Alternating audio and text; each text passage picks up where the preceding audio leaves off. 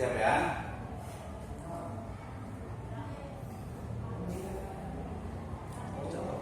Ya. Baik, terima kasih. Bismillahirrahmanirrahim. Assalamualaikum warahmatullahi wabarakatuh. Waalaikumsalam warahmatullahi wabarakatuh. Alhamdulillah, wassalatu wassalamu ala Rasulillah wa ala alihi wa ashabihi wa man tabi'ahum bi ihsanin ila yaumiddin. Wa ba'd. Qala Allah Ta'ala fi kitabihil karim, a'udzu billahi minasyaitonir rajim. Bismillahirrahmanirrahim. Wa ma khalaqtul jinna wal insa illa liya'budun. Wa qala Rasulullah sallallahu alaihi wasallam, innama bu'istu liutammima makarimal akhlaq. Amma ba'd, fa inna asdaqal hadits kitabullah wa khairal huda Nabi sallallahu alaihi wasallam. Alhamdulillah, syukur kepada Subhanahu wa taala yang telah memberikan kepada kita kenikmatan iman, Islam dan juga ihsan. Kemudian salawat dan salam sama-sama kita panjatkan kepada junjungan alam Habibana wa Nabiyana Muhammadin sallallahu alaihi wasallam, kepada seluruh ahlul baitnya, para sahabatnya, serta orang-orang yang senantiasa mengikuti jejak sunnahnya hingga akhir zaman. Selamat datang, ahlan wa sahlan, wilujeng sumping di program kita diskusi yang sangat luar biasa. Hari ini saya kedatangan dua sosok generasi muda yang sangat luar biasa. Ya, mulai dari sebelah kanan ada Ustadz Abdul Qudus, LC MPD. Ya, kemudian kedua ada Ustadz Rendra Fakhrul Razi, SPDI ME. Assalamualaikum. Waalaikumsalam. Alhamdulillah, baik, luar biasa sekali. Hari ini kita mau diskusi terkait dengan sebuah fenomena yang ada di masyarakat, ya, baik itu di dunia pendidikan, ya, ataupun juga di dunia ekonomi, bisnis dan keuangan, ya. Kalau bicara tentang guru misalnya, gitu ya, sekarang ini banyak sekali, ya, kejadian-kejadian yang kemudian kadang mendiskreditkan guru, atau kadang juga guru itu memiliki sosok yang tidak lagi digugu dan ditiru, gitu ya. Berarti apa yang salah nih dari guru itu? Kemudian yang kedua juga, kalau dalam praktek dari ekonomi, bisnis dan keuangan, itu sering sekali kita melihat ini salah satu curhatan dari senior-senior di ekonomi, bisnis dan keuangan syariah, yaitu bahwa ekonomi, bisnis dan keuangan syariah itu seolah-olah itu kehilangan ruhnya. Ya, kehilangan ruhnya, sehingga seolah-olah itu jadi bisnis is bisnis, gitu ya. Bahkan ada kemarin beberapa kejadian, misalnya di Islamic Social Finance itu, di donasi itu malah justru ada semacam penyimpangan, atau mungkin juga ada semacam biaya operasional terlalu tinggi dalam pengelolaan dana zakat, infak, sedekah dan wakaf, ya. Berarti mungkin nih dalam analisis saya itu adalah sesuatu yang hilang itu adalah bisa disebut sebagai Islamic worldview, ya, bisa juga disebut sebagai ideologi, ya, belief, keyakinan, ya, spiritualitas atau akidah dan juga tauhid, ya. Ini dari analisis saya. Nah, saya ingin bertanya nih kepada dua dosen kita nih, kebetulan keduanya adalah dosen di STIP Siratul Falah Bogor. Saya mulai dari Ustadz Soleh dulu nih. Ustadz Soleh, kira-kira di dalam dunia pendidikan, kira-kira apakah yang hilang itu adalah tauhid, akidah, worldview, Islamic worldview, atau apa nih, sehingga kemudian seolah-olah itu guru itu sekarang itu personanya atau mungkin individunya itu kurang digugu dan ditiru? Silakan dalam 1-2 menit. Ya, baik, insyaallah. Jazakallahu Apa? khairan atas mukadimah atau pembukaan yang luar biasa. Nah, terkait guru, ya, atau pendidik dalam instansi ataupun lembaga, tentu sekarang kita lihat ada kebobrokan luar biasa. Masya Allah, ya. Dalam hal tauhidnya, kemudian profesionalitasnya juga, dan hal selainnya yang berkaitan tentang kompetensi guru itu Kompetensi, betul. Nah, salah satunya adalah ketika seorang guru itu jauh daripada tauhid, maka dia akan mengalami kesulitan-kesulitan dalam kehidupannya. Jadi sangat penting tauhid itu bagi seorang guru, kemudian juga bagi seorang peserta didik ataupun murid, gitu kan. Salah satu daripada keutamaan ataupun keahamiah, gitu kan, daripada tauhid itu sendiri, yang pertama adalah bahwasanya tauhid wal khayr min khalqil jin wal ins. Ya, sebagaimana pada sampaikan di awal, bahwasanya tauhid itu kepentingan ataupun urgensinya adalah diciptakannya jin dan juga manusia. Yaitu untuk mentauhidkan Allah Subhanahu wa taala. Firman Allah Subhanahu wa taala tadi di awal buka, "Wa ma khalaqtul jinna wal insa illa liya'budun." Tidaklah aku ciptakan jin dan manusia kecuali untuk beribadah kepada Allah. Jadi intinya ketika seorang guru mengetahui bahwasanya dia diciptakan yaitu untuk beribadah kepada Allah, maka dia akan tumbuh dalam dirinya ruh yang luar biasa. Bahkan dikatakan oleh Mahmud Yunus kalau beliau pernah mengatakan bahwasanya at-tariqu ahammu minal madan.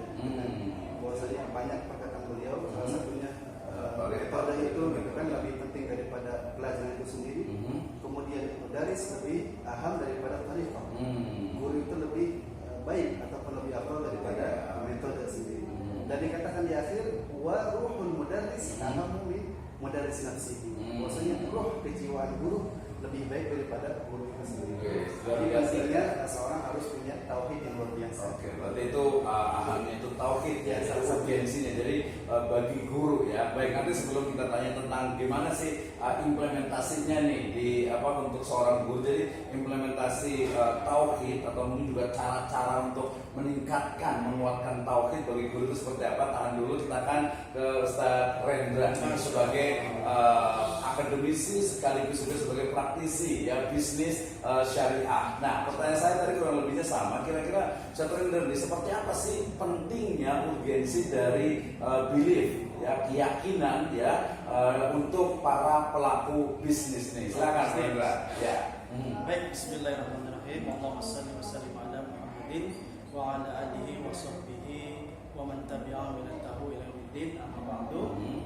Jazakallah khair Ustaz Misno. Masyaallah ini tadi menyambung dari Ustaz Soleh ya, masalah bagaimana seorang pendidik itu diperlukan atau sangat penting baginya itu adalah adanya tauhid. Betul. Nah, kalau misalkan ini diimplementasikan kepada bisnis, gitu ya. Jadi memang ada korelasinya. Karena memang satu akar. Betul. Satu akar dari tauhid itu sendiri. Di dalam Quran surat Ibrahim ayat 24, A'udzu billahi minasyaitonir rajim. Alam tara kaifa daraballahu mathalan kalimatan thayyibatan kasajaratin thayyibatin asluha tsabitun wa faruha fis sama. Nah, itu Masya Allah. Jadi ketika Allah mengibaratkan kalimatan thayyibatan ini, kalimat yang terbaik yaitu adalah la ilaha illallah, itu seperti pohon yang menjulang tinggi. Luar biasa ya. Nah, ini seperti pohon yang menjulang tinggi dan tidak hanya saja, ia kuat. Ya, menjulang tinggi dan kuat. Gitu ya. Jadi nggak pernah kena angin ya. Iya. Okay. Mau itu adalah di institusi pendidikan maupun bisnis, maka yang paling menguatkan itu adalah apa? Kalimat thayyibatan itu. Jadi tauhid itu sendiri. Nah, bahkan seorang pebisnis itu dia beriman bukan kepada bisnisnya, tapi beriman kepada Allah, yang memberikan kesejahteraan dari bisnis atau ikhtiar yang dia lakukan. Berarti di situ ya. Nah, jadi urgensinya. Hmm. Jadi ketika berbisnis itu dengan tauhid, dengan kalimat la ilaha illallah, bahwa menjadikan, jadi ketika dia memahami konsep rezeki itu bahwa datangnya dari Allah, termasuk juga dengan guru tadi, ya, bagaimana guru itu bisa membentuk seorang generasi itu. Memang ada waktunya di kelas dengan yang namanya taklim, ada juga dengan cara dicontoh, ada juga dengan mendoakan. Mendoakan juga ya. Iya. Bagian itu juga Betul, mendoakan di kelas, dan kemudian ketika melakukan pelanggaran dilakukan yang namanya pengajaran.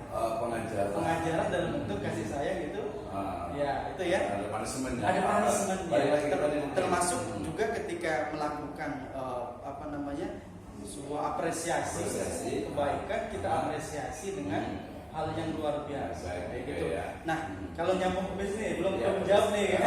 Jadi kalau bisnis ini, kalau di bisnis ini termasuk ketika kita menjadi seorang, karena bisnis itu adalah ownernya itu sendiri. Bisnis itu owner ya. Bisnis itu adalah ownernya itu sendiri. Jadi ketika ownernya itu dekat dengan Allah, menjalankan kalimatan thayyibatan yang sebenarnya itu, maka bisnis itu pun akan tadi mendapatkan keberkahan. Nah, termasuk ada di dalamnya itu adalah orang-orang yang membantunya, pekerja-pekerjanya, karyawannya. Jadi Jadi seorang pebisnis itu punya 3 hubungan, yaitu hubungan dengan atau 4 hubungan. Yang pertama adalah hubungannya dengan investornya, yang sifatnya kemudian transparansi, pertanggungjawaban, dan kemudian mampu memberikan informasi yang utuh. Kemudian kepada karyawannya, bagaimana dia mempunyai leadership yang baik, gitu kan. Kemudian akad-akad yang akan dia dilakukan itu adalah akad-akad yang sesuai dengan syariah berdasarkan tauhid tadi. Seperti itu, gitu kan ya. Implementasinya ya. Kemudian bagaimana pemasarannya, bagaimana kinerjanya, itu dibangun dengan itu semua. Luar biasa. Gitu. Kemudian yang ketiga, membangun dengan customer. Customer itu relasi dengan apa? Dengan akhlak, dengan etika, dengan kemudian namanya kafaah. Kafaah itu adalah kemampuan atau kompetensinya, dengan betul-betul dilakukan dengan semestinya. Yang terakhir yang memang harus utama dan paling utama adalah kepada Allah. Karena ya baik, jadi ketika dengan Allah itu, ketika mendapatkan keuntungan, maka keuntungan itu adalah buat bisnisnya, buat keluarganya, dan kemudian ada yang disebut dengan Islam sosial ya. Dengan berzakat, dengan bersedekah. Itu langsung ya, gitu ya. Nah, itu sedikit dari saya, Ustaz. Hasil dari Quran surat Ibrahim ayat 24. Insya Allah. Luar biasa sekali ya. Baik, tadi langsung ke setelah ini langsung ke prakteknya ya. Implementasi. Padahal kita belum ditanya. Ya, tapi kita kasih ini dulu juga. Artinya tadi kan ya. Jadi istilahnya itu praktek gitu ya. Jadi tadi kan kita sekarang sudah tahu nih, walaupun nanti harus sering-sering nih ya. Jadi mengulang kembali tentang urgensi pentingnya tauhid bagi pebisnis dan juga bagi pendidik gitu ya. Pendidik, tapi nanti pertanyaan berikutnya mungkin saya ulang kembali nanti ke Ustaz Rendra ya. Nanti sebelumnya ke Ustaz ini dulu, ke Ustaz Soleh itu tadi tentang jadi seperti apa nih? Mungkin bisa disebutkan secara teknis gitu ya. Jadi sebutkan 5 implementasi tauhid lah ya dalam dunia pendidik ataupun ke dunia pendidikan. Silakan Ustaz Soleh, seperti apa? Nanti ke Ustaz Rendra juga sama nih. Terkait implementasi ya, tentu seorang pendidik ya, selain memberikan teori ataupun pemaparan dari pembelajarannya gitu kan, karena tauhid ini ya, tidak bisa dilihat gitu kan, maksudnya dia diimani gitu kan. Diimani ya. Seorang kita tahu tauhidnya bagus atau tidak ya hanya dia dan Allah Subhanahu Wa Taala. Maka ketika seorang pendidik ya mengimplementasikan tauhid ini ya, dia harus luar biasa dalam kehidupannya. Salah satunya apa? Yang pertama adalah ibadah tentunya. Ibadahnya harus luar biasa kepada Allah Subhanahu Wa Taala. Ketika seorang pendidik itu memiliki tauhid yang luar biasa kepada Allah, salah satu utamanya adalah dia tidak akan dihisab ya, ketika di akhirat nanti. Tidak akan dihisab gitu ya, luar biasa sekali ya. Kalau punya tauhid yang luar biasa tentunya. Dan setiap orang, setiap pendidik pun masing-masing tauhidnya berbeda-beda. Iya, betul. Jadi yang pertama adalah ibadah kepada Allah Subhanahu Wa Taala. Kemudian yang kedua adalah muamalahnya. Masuk kepada kompetensi guru tadi ya. Itu kan salah satunya adalah selain dari kepribadian, kemudian ada pedagogiknya, dan juga profesional tadi sebutnya juga sosial ya. Jadi seorang guru jangan sampai ya, dia merasa hidupnya sendiri saja, dia tidak butuh kepada orang lain. Tentu setiap orang itu butuh kepada orang lain. Betul. Memiliki jiwa sosialisme. Dia juga berakhlak mulia kepada sesama, bekerja yang baik kepada sesama, sehingga dia memberikan efek yang luar biasa. Jadi memang implementasi itu perlu dilakukan dengan sebaik-baiknya. Selain ibadah, kemudian juga muamalah dan juga dalam kehidupan sehari-hari. Ya. Salah satunya adalah dia memberikan keteladanan paling penting. Ya. Jadi jangan sampai seorang guru hanya memberikan teori kemudian tidak dipraktekkan, namun dia berikan keteladanan paling penting. Ketika ingin santri ataupun peserta didiknya rajin sholat, maka dia harus sholat dulu ya. Kemudian juga tidak memberikan arahan saja, yuk kita sholat, ataupun memberikan arahan silakan sholat, tapi dia mengajak kepada dia santrinya dan juga diri dia sendiri. Mari kita sholat berjamaah. Juga pengen punya santri yang berakhlakul karimah, dia mulai dari diri sendiri. Luar biasa, jadi uswah hasanah gitu ya. Oke, terima kasih Ustaz Soleh. Ini kayaknya perlu panjang gitu ya. Ini ke Ustaz Rendra nih.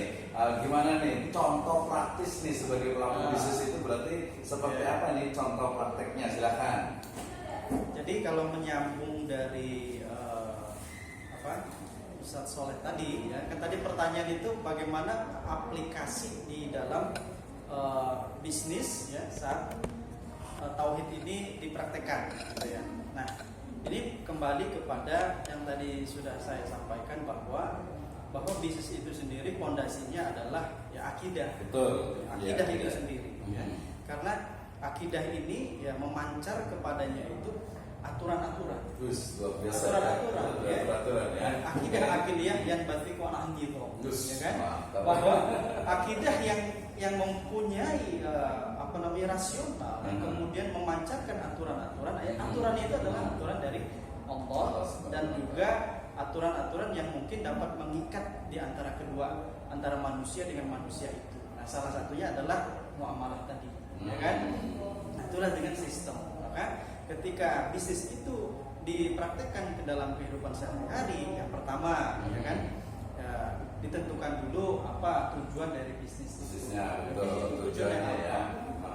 Bahkan Betul. bisnis ini tuh tujuannya kita akan berbisnis yang bagaimana, produknya apa, cara pemasarannya bagaimana, kemudian bagaimana cara mendapatkan hartanya, mengembangkan hartanya, gitu kan.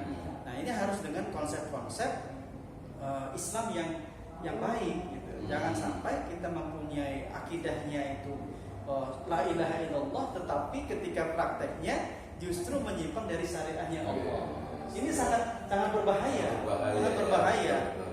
Ini contohnya ketika dia berbisnis, dia akan menjauhi sifat praktek-praktek ribawi misalkan ya.